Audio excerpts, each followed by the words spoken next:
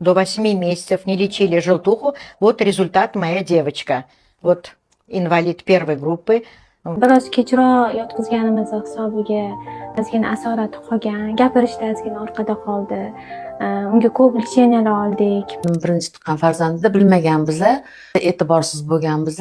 Shu sababli mana hozir nevaramda tilini chiqishi susaygan, mana hozir 3 yoshdan oshdi, haligacha yaxshi gapira olmaydi, giperaktivnostlik bor bolada. Bir nevaram shunaqa врожденный желтуха, tug'ma sariq bilan tug'ilgan edi.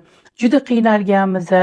U boshqa infeksiyalarga o'tib ketgan, yana kindigidan, undan boshqasiga o'tib rosa qiynalib, oxiri yaxshi gapira olmaydigan darajaga borib qolgan. Sariqlik nevaramni ham zararlab o'tdi. Katta nevaramni shunaqa sariqlik eshitish nervlarini zararlab o'tgan. Biz uni bilmaganmiz, ketib qoladi deb o'ylaganmiz sariqligini. Lekin shunaqa bo'lgan. Hozir uni quloqlari eshitmaydi. Shunda ham vrachlarimiz tag'in ham sizlarni farzandinglarning yengilgina o'tibsizlar, shunaqangi farzandlar DTSP bo'lib qolyapti, invalid bo'lib qolishayotganmish. Hozirgi sariqlik u oldingi bizani yoshligimizdagi sariqlik emas, menimcha. O'tib ketadi dim deyishimiz kerak emas ekan. Go'daklarimiz invalid bo'lib qolyapti, ko'p bo'layotgan ekan shunaqa farzandlarda, chaqaloqlarda shu narsa ko'p uchrayotgan ekan, sariqlikning darajasi yuqori bo'lib ketayotgan ekan.